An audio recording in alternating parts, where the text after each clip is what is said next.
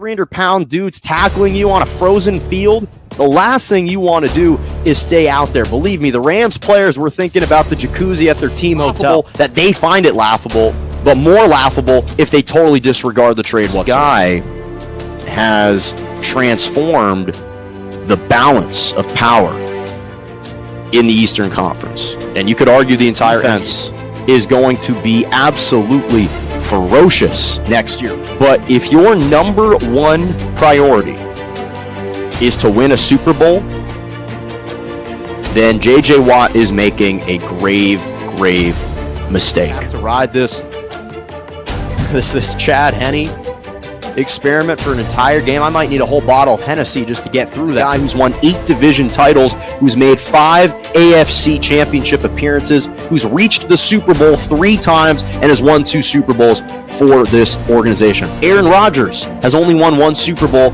with Green Bay. Drew Brees has only won 1 Super Bowl with New Orleans. There's only 13 quarterbacks in NFL history that have won multiple Super Bowls, and Big Ben is one of those individuals.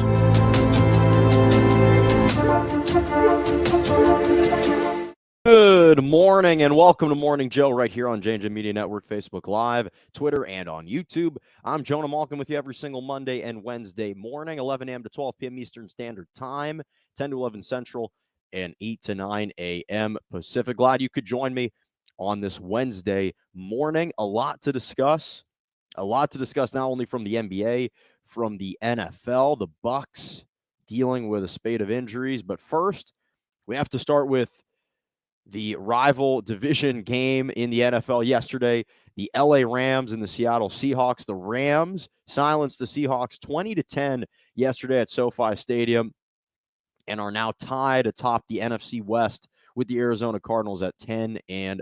Both of those teams with a 10-4 record. Let me first just say, because I went to the game last night, if you haven't been to SoFi Stadium, it is more impressive in person than it already is when it jumps off the television screen.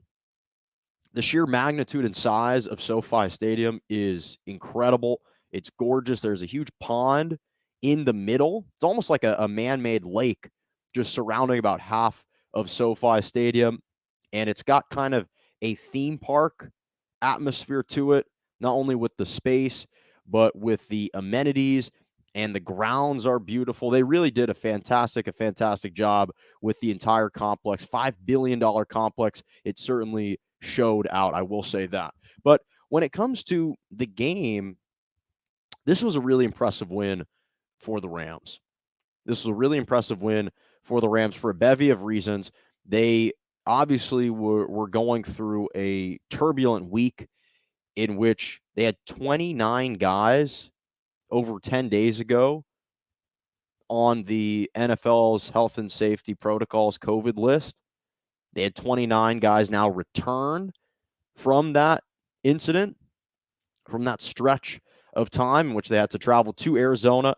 They won on the road, then they came back and they faced the Seattle Seahawks team at home again, where they couldn't even practice with over 11 key starters from the team, 29 players.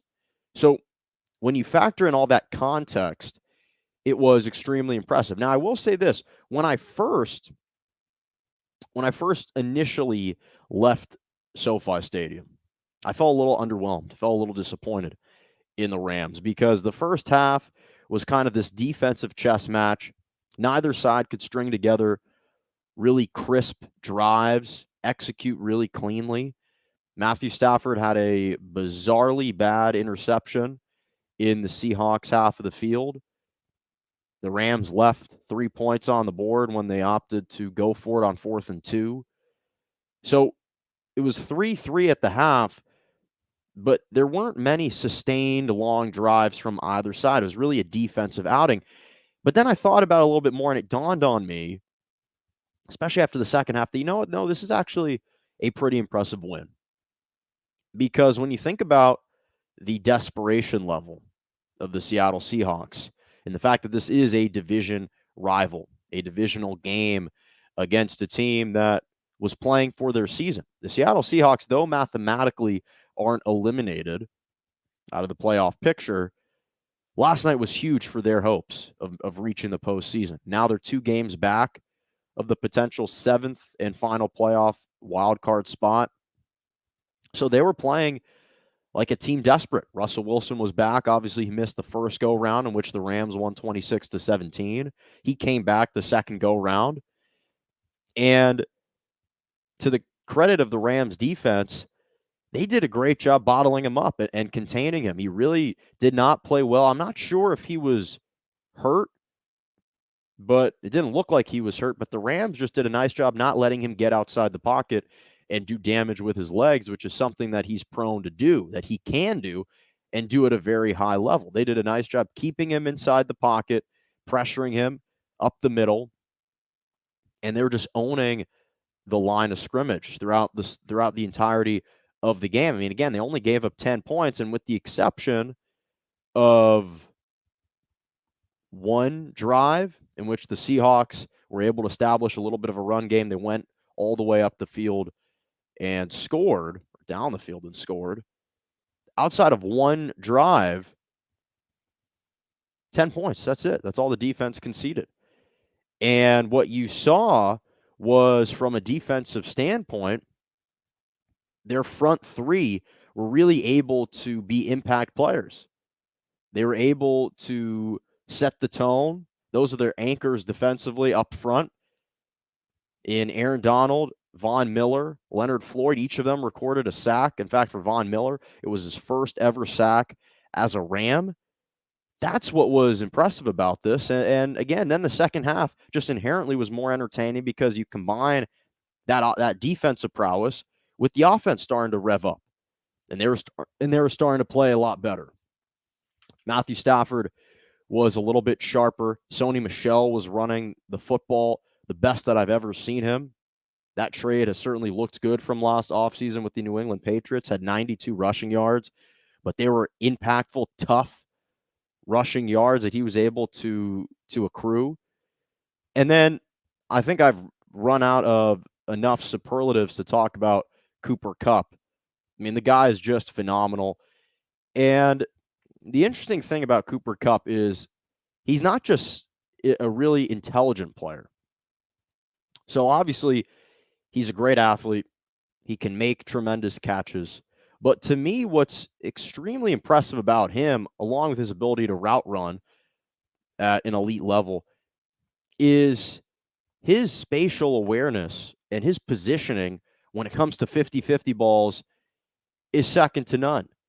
Because there are some throws that I saw, Matthew Stafford didn't necessarily put it right on the money, but Cooper's ability to adjust mid-flight and change the body angle, change his positioning to get himself in better position to make these catches is what's extremely impressive about him. He's not just someone where if you're in the right step and the ball is thrown in your direction, that in stride you can make the catch. He can do that too. But even if the ball is thrown behind him or it's a little bit too far in front, he has a great feel for the game and an ability to change his body positioning and positions to make catches on the ball. And it's just so impressive. 9 catches, 136 yards, 2 touchdowns.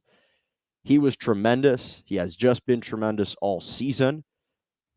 He really is just a sensational wide receiver who doesn't get enough credit. I'll talk about this a little bit in my Malkins moments, but he also just became the Rams franchise leader for the most receptions in Rams history, along with a single season. The guy's just been absolutely sensational. And again, you combine the fact that OBJ is now starting to get more comfortable within the offensive system, and Matthew Stafford is developing rapport with him. He has a better understanding of where he sits along the pegs. Juxtapose Cooper Kupp next to them. Sony Michel's getting it going. As I mentioned, the Rams 3 sacks on Russ, an interception. So they're starting to put these pieces together. And what's, again, most important is that they're trending in the right direction at the right time of the year.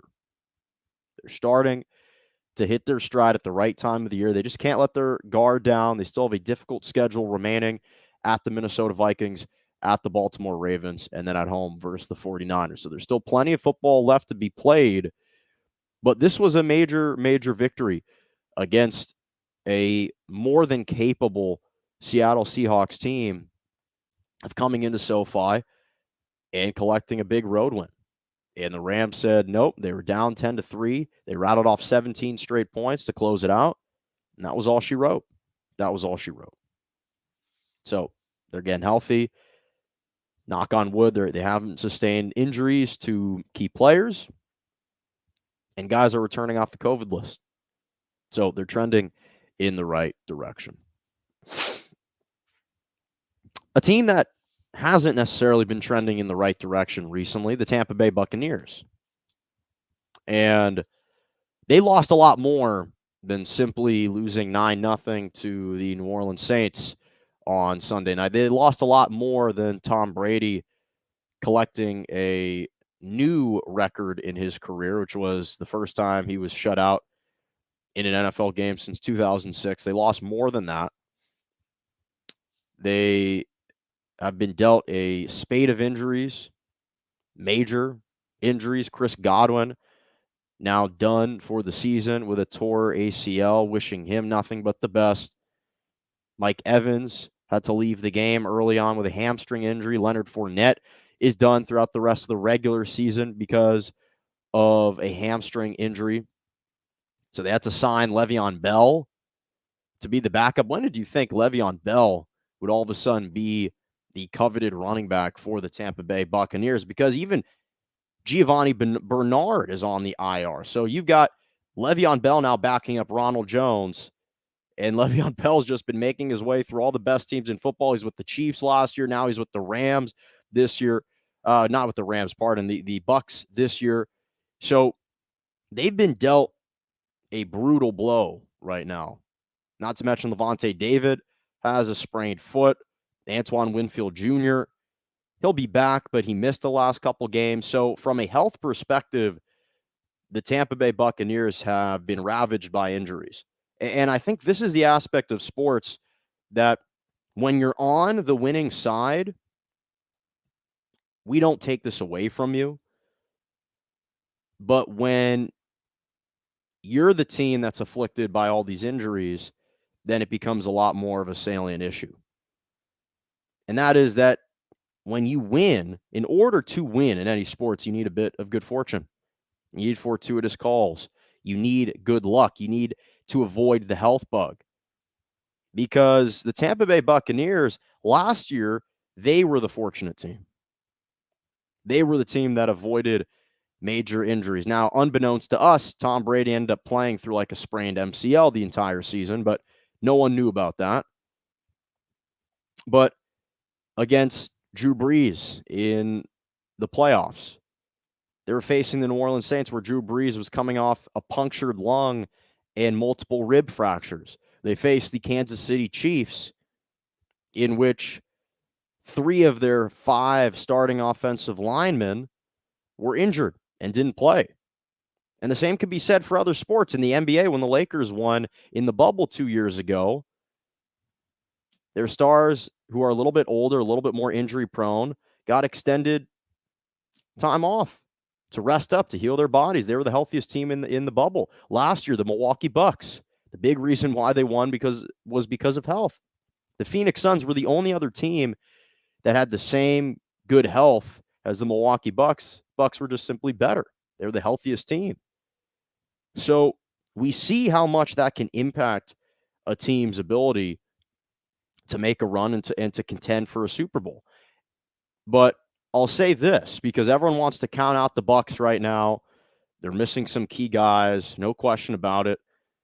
But this team is going to be fine, and they're still more than capable of reaching the Super Bowl. Because here's the thing that people forget, is who they still have. Yes, people want to focus on the absences, on the injuries. But you look at this roster, this is still a roster that most teams would salivate at the chance to coach. Offensively, you still have Mike Evans will come back, whether it's this week or next week. He didn't sustain a major injury. He will return. You still have now Antonio Brown you get to bring back out of the stable to fill in for Chris Godwin. He's an all-world talent. You still have Rob Gronkowski, who, though he didn't play well against the Saints, arguably the greatest tight end of all time. Cameron Brate, O.J. Howard, still backups. You still have Tyler Johnson and Scotty Miller. I'm not saying they are elite level wideouts. They're not terrible. And so you combine that with the fact that the defense is still intact. Shaq Barrett still there. Ndamukong Suh still there. Vita Vea still there. They still have all these pieces. Devin White still there. The cornerbacks are going to get healthier. So they still have the components to be a viable contender. And the fact that they're 10-4 right now, and they've got an easy schedule to close out. They play the Panthers twice, once on the road, once at home. They go to the Jets once. Probably will end up going 13-4 at the end of the season. Sure, it's not the path that I'm sure Brady and the Bucs would have liked to have chartered for themselves. But at the same time, this is still a team in a great position because they're in an easy division and they still have Tom Brady and they still have enough offensive pieces along with a defense intact to be able to stay viable, to be able to stay relevant. So I don't think there needs to be huge panic. There's no question that losing Chris Godwin hurts tremendously. He was their leading receiver, not only in receptions, but yards. The guy is dynamic. And again, wishing him a speedy recovery. Leonard Fournette has emerged as the top back for Brady. He's been tremendous all season. He'll likely be back for the postseason. And in the meantime, I still think they can survive without him. So, again, last year they avoided the health bug, the injury bug, rather. This year, they've been on the wrong end of it. That happens. But you still have Brady. You still have the other pieces. They're still good to go, in my opinion. Still very much a viable team to contend for the Super Bowl and to reach the Super Bowl. Okay. So I want to transition to the NBA. I teased the Phoenix Suns a little bit in that example. But the Phoenix Suns and the Lakers laid last night. Phoenix Suns pulled away in the fourth quarter, 108-90 at Staples Center. And let me first just say this before I address the Phoenix Suns. The Lakers just simply aren't a very good basketball team right now. It pains me to say this. I am so dissatisfied with the team. It's like there are parasites and tapeworms just eviscerating my insides when I have to think about how the Lakers have been playing, how they're trending right now, the way that they looked last night. LeBron retweaking an ankle. It's devastating. It's crushing for me to see this team play so poorly, so mediocre, so pedestrian. Some nights they look a little bit above average. Most nights they look well below average and well below 500. And the trade for Russell Westbrook, I love Russell Westbrook so much. You could see his jersey's behind me. I love Russell Westbrook. The trade's been a disaster so far. It's been a disaster. I try to convince myself of otherwise. I try to convince myself that I could see the beacons of hope for why the trade would pan out and how it's been actually more beneficial than a hindrance to the team. But so far, it just hasn't. It's blown up in their face because the problem is I thought it'd be for circumstances like this where I was fully on board and I could see the logic behind trading for Westbrook because I thought, okay, in the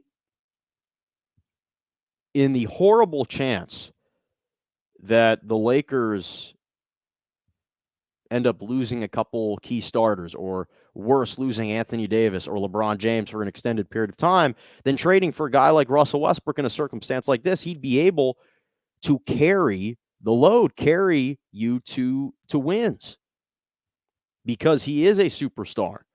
And I figured, okay, if they don't have 3 superstars, they at least have 2. And so far, even though he is a superstar, he hasn't been able to mesh with the team. They haven't been able to mesh fully with him, and they're not able to win without at least like all 3 of the superstars, or they're playing one of the worst 3 teams in the NBA. And even then, it's a struggle. They lost 2 games to OKC earlier in the year. They had to barely eke out a win against the Detroit Pistons. What's going on here? What are we talking about? So for me, it's just been depressing because I love Russell Westbrook. I love the Lakers, but they just don't have that continuity. They don't have that chemistry right now. Their lack of depth is showing. I understand that Malik Monk is in the NBA's COVID health and safety protocols list, so he's away from the team for a little bit. But Dwight Howard, even though he was a DNP last night, he hasn't been that good this year. Rondo's been unproductive. THT and Carmelo Anthony have just been hit and miss. Now, I give Carmelo more of a pass since he's 37. THT's been very inconsistent for the Lakers this year, and Anthony Davis is perpetually injured. So, again, I do recognize that history would suggest that when it comes to Russell Westbrook, at least, that he's more of a second half of the season type of guy. That's typically where he's able to leave more of an imprint and to help actually turn around franchises is in the second half of the season. We saw that with the Rockets. We saw that with the Washington Wizards last year, where they were atrocious in the first half of the season. And then the second half of the season, they started to gel. They started to come together. And he was playing at the top of his game. That was then. This is now. We're still waiting for that light switch to be turned on. It's flickered at times, but most of the time it burns out. And that's the difficult part, is the only 2 consistent guys that the Lakers have had this season are LeBron James and, honestly, Austin Reeves. Those are the 2 most consistent guys they've had. Austin Reeves is in the NBA's health and safety protocols. And LeBron, who was, again, amazing last night, 34 points. He has scored over 30 points in 8 out of his last 12 games. And he was 68% from the floor, like 13 of 19, perfect from the free throw line. 40% from the three-point line. LeBron is still amazing. But what we're seeing is that his dominance doesn't rub off in a positive way anymore on the rest of his teammates. He can't carry a team through his play like he used to. Years past, when he was at the peak of his powers, when he was playing at an elite level, that would rub off on his teammates, where their levels of play would elevate. Unfortunately, that hasn't been happening as of late. And it's no fault of LeBron's. He's in his 19th season. And the fact that he's able to be this productive in his 19th season is a testament to his greatness. But then to exacerbate the already long list of issues within the Lakers locker room right now, he tweaked his ankle in the game. Now he tightened up his shoe, laced it up, and continued to stay out there for a bit. But that's a problem. That's a major problem. And that's very concerning for me. So from that perspective, now it's really like Russell Westbrook has to be the savior now, because he's the only healthy remaining superstar that the Lakers have. And he hasn't been able to carry the load yet. I mean, again, you look at the box score for him, looks like he had an efficient scoring night. 22 points, 10 of 20 from the floor, which, yeah, that's 50%. That's great. 10 rebounds, great. 5 assists, great. 7 turnovers. That's abysmal. That's just careless with the basketball. That's avoidable. Maybe not all of them, but at least 4 of them are avoidable. And those are what's going to just cost this team night in and night out. And when you're not a good defensive team, when you don't have elite shooting, when you're older, if you just give the ball away for free to the other team, you're going to lose. And that's what's been happening. So that's from the Lakers' perspective. Just disgusted personally. But the Phoenix Suns, let me say this, right now, as we are currently constructed right now, and when we look at the current NBA landscape today, the Phoenix Suns are the best team in basketball. Now, will that opinion change once Klay Thompson comes back with the Golden State Warriors and is healthy? Yeah, probably, because I've thought that the Golden State Warriors have been the best team for the majority of the year. But given the lack of consistency on Steph Curry's part in recent weeks, the Phoenix Suns are the best team in basketball right now because they have the most familiarity with one another. So that familiarity level is there. They've got great coaching. They have great trust. They've got elite scorers in Devin Booker and Chris Paul. They've got steady basketball play from guys like DeAndre Ayton and Jay Crowder. And we've seen improvements from Mikal Bridges, and especially with Mikal Bridges and Cam Johnson and Cameron Payne. Those guys have really improved, and they haven't taken a step back. In fact, they've just continued to play at the level that they played at all throughout last season. And so, as I mentioned, they've got elite shooting. They've got leadership. They got great coaching. They have good interior play. They're top 5, both offensive and defensive team in the NBA. So they play defense at an elite level. They share the basketball. They can close. So I just think right now, the Phoenix Suns are the best team in basketball right now. I think especially the ascension of Mikal Bridges is really big. They went 5-2 without Devin Booker. So it's not a totally reliant Devin Booker team. It's not a totally reliant Chris Paul team. They have depth, and each guy on the roster contributes and plays with a tremendous amount of confidence. And it's showing because right now they've got the best record in the NBA, not just in the Western Conference. And that's perfectly a reflection of just how good this team continues to be. They continue to be. We dismiss them. They continue to be great. Now, again, I give them a narrow margin ahead of the Golden State Warriors only because Steph Curry hasn't been quite as elite, quite as explosive as he was to start the season. But even then, they're only a half game back for the top seed. They're only one loss. They only have one more loss than the Phoenix Suns do. And Klay Thompson's coming back, just working his way back into basketball shape over the next couple of weeks. So, again, overall, right now, if I had to look at the NBA's landscape today, Phoenix Suns are the best team in basketball. Without question. Without question, they're the best team in basketball. Final topic before my Malkin's moments. So, the NBA revealed the first-time nominees for the class of 2022 Hall of Fame, the Naismith Memorial Basketball Hall of Fame. And Manu Ginobili headlined this list. There are a lot of great others that were mentioned as well that I don't have time to run all the way through. Chauncey Billups was also part of this list, but I wanted to stick on Manu Ginobili for a second because this is a guy who had a 19-year NBA career, played 16 seasons with the Spurs, won a Euro League title, a gold medal with Argentina in 2004, and what was one of the biggest upsets over the United States in Olympic basketball history.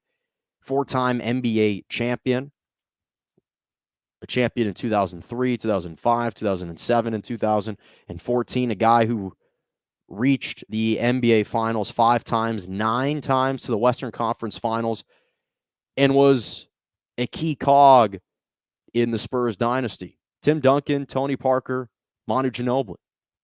That's what formed the Big Three in San Antonio. The Spurs don't win all those championships without Manu Ginobili. The Spurs aren't a dynasty without Manu Ginobili. Now, I know that when he was drafted by the Spurs in 1999, 57th overall pick in that draft, that the Spurs actually won a championship in 1999 with Tim Duncan, with David Robinson. That was only one. Then they had to contend with the Shaq and Kobe Lakers and the Phoenix Suns, and then Kobe and Pau Gasol and Lamar Odom. And through all of that, through all those battles, especially against the San Antonio Spurs, it was Manu Ginobili who was a part and a major part of those teams. And Manu Ginobili, listen, this is a guy who people are going to forget about him, especially today's generation growing up. They didn't watch Manu Ginobili play. He quasi-invented, really popularized the Euro step. You see James Harden executing the Euro step. You see guys executing the Euro step. That was what Manu Ginobili brought from Europe and from Argentina to the NBA. The guy's footwork was impeccable. He was one of the best international basketball players that the NBA has ever seen. He was one of the best winners in NBA history, one of the best left-handed players in NBA history. It's funny because James Harden is kind of the Manu Ginobili 2.0 because he's a more elite scorer and he's also left-handed just like Manu Ginobili was, and he took some of his moves from there.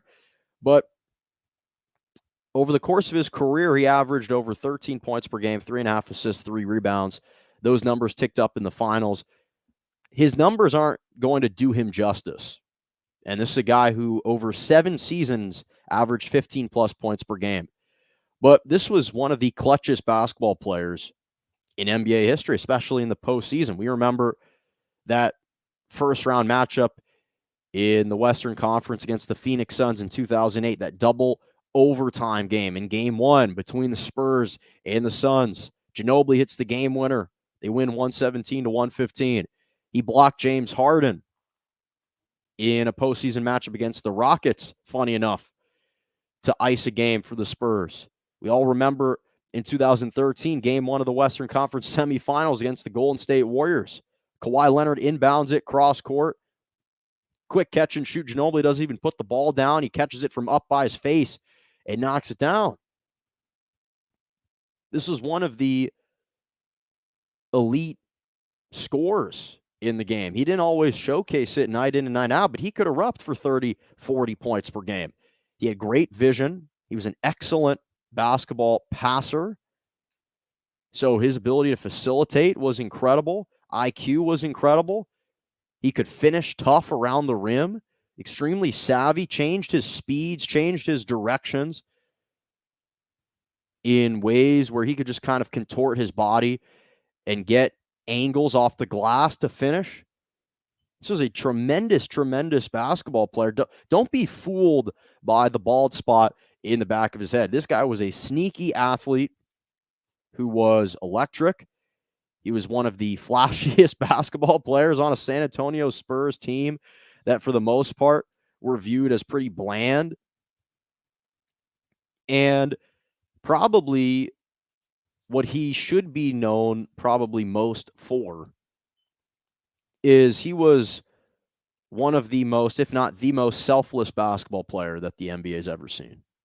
Because what Greg Popovich subjected him to, what he was willing to accept, to embrace a role coming off the bench. This was a guy who was a starter talent, and Greg Popovich said to him, because he kind of viewed Ginobili as his guinea pig, hey, I need you to come off the bench, even though you're averaging 15 to 17 points per game, even though you are a starter, I want you to come off the bench. Ginobili said, okay, sure, I'll come off the bench.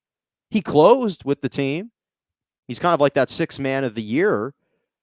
He played that kind of role where he played starters minutes, but he just came off the bench. But his willingness to embrace that role, his willingness to say, you know what, for the betterment of the team, it would behoove me to come off the bench. It's in the team's best interest if I come off the bench. He didn't have any qualms about it. He wasn't bitter about it. He embraced it.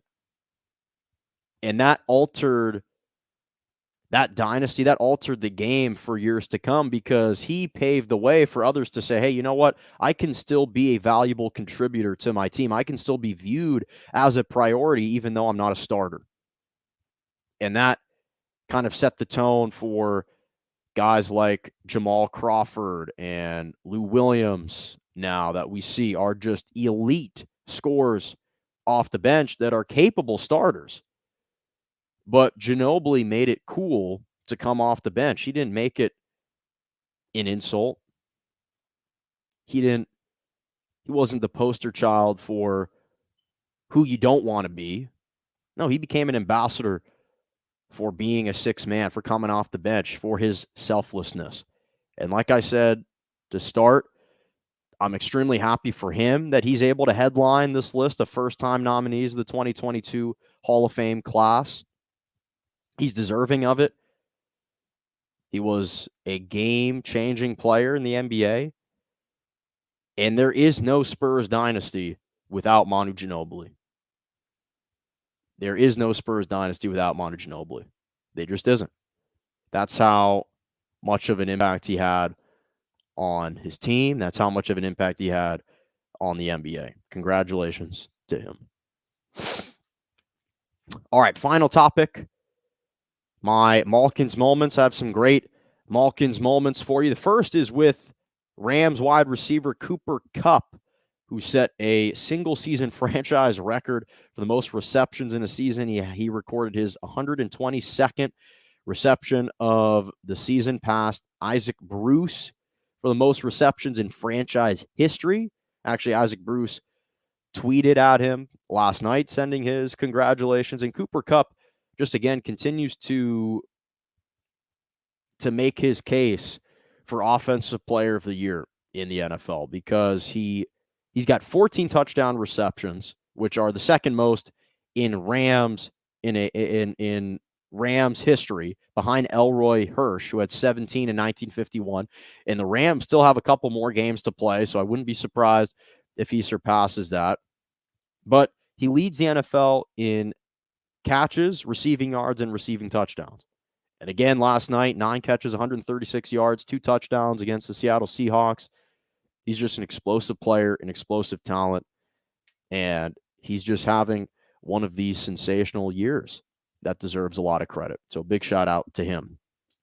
Big shout out to the New Orleans Saints. As I mentioned, it's rare to be able to provide some history for Tom Brady, and they held him to 0 points. They shut him out for the first time since 2006, and a big reason why was because of Cameron Jordan.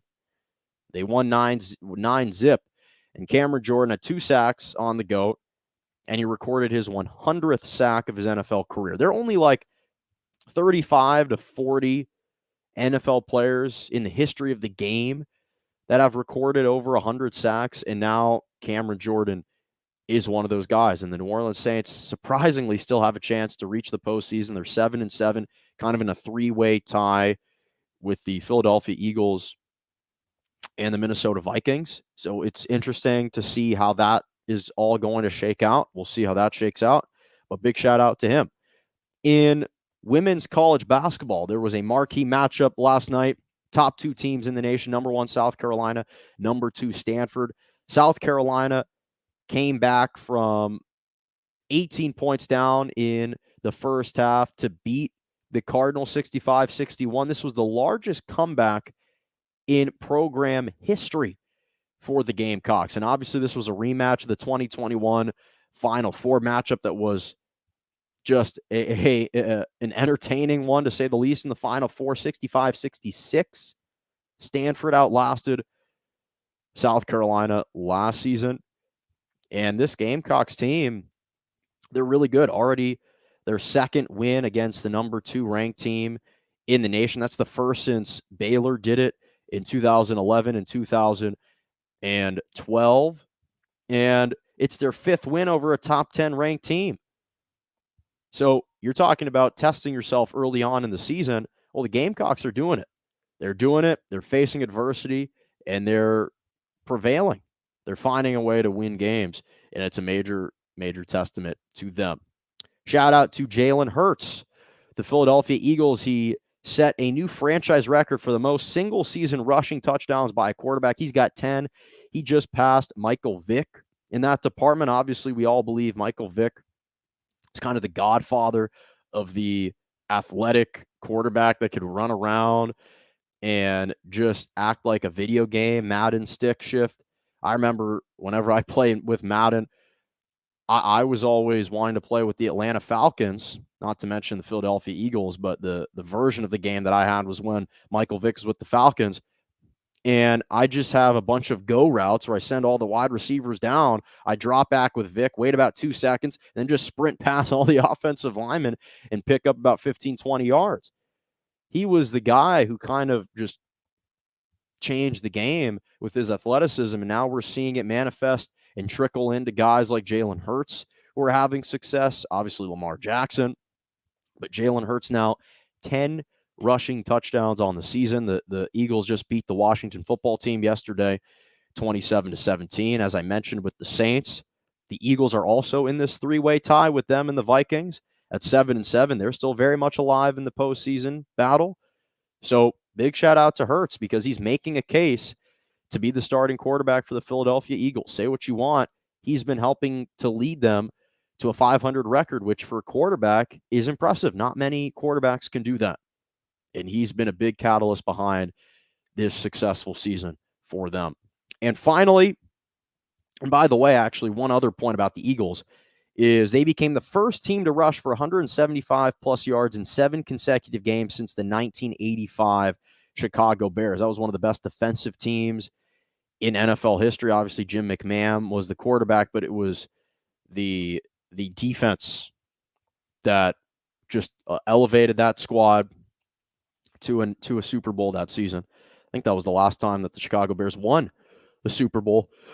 So major shout out to them, to the Philadelphia Eagles. Finally, Steph Curry launched his customized 2974 NFT collection to celebrate his three-point record for breaking Ray Allen's record and passing Ray Allen for the most three-pointers made in NBA history. He's now atop the list. He's the king of the three-pointer. And to commemorate that, again, it happened at Madison Square Garden. He dropped the 2947 collection.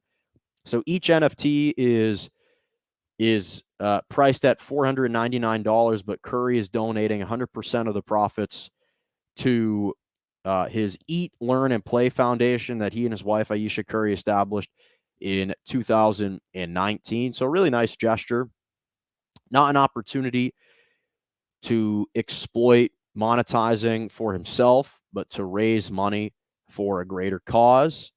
So big shout out to him. And apparently this kind of custom digital artwork, it represents each made three in his entire sequence of 2,974 three-pointers throughout his NBA career. And every piece includes the game's location, the date, along with Curry's digital signature. Not to mention, participating owners have a chance to be selected for to receive autographed memorabilia, tickets to the game, additional NFT drops, and access to Curry brand limited edition items in the future. And finally, he's apparently going to be gifting about 200 of these NFTs to people who have helped him along the way, whether it was neighbors, rivals, coaches, friends, family, whomever was who he deemed as kind of a big reason behind his success. He's giving out 200 of those NFTs to them. So major shout out to Steph Curry, just continuing to promote the game and help out society both on and off the court. Big shout out to him and the Steph Curry brand. That's all the time that I got for today, ending a couple minutes early. Thank you so much for joining me right here on Morning Joe every single Monday and Wednesday morning, 11 a.m. to 12 p.m. Eastern Standard Time, 10 to 11 Central, and 8 to 9 a.m. Pacific. Make sure to subscribe to my YouTube page, Morning Joe with Jonah Malkin. Follow me on Twitter at Jonah Malkin or at morning_Joe, J-O _ Instagram, JMalkin97, TikTok, Jonah Malkin. And as always, have a lovely rest of your morning and a Merry, Merry Christmas to you and your families.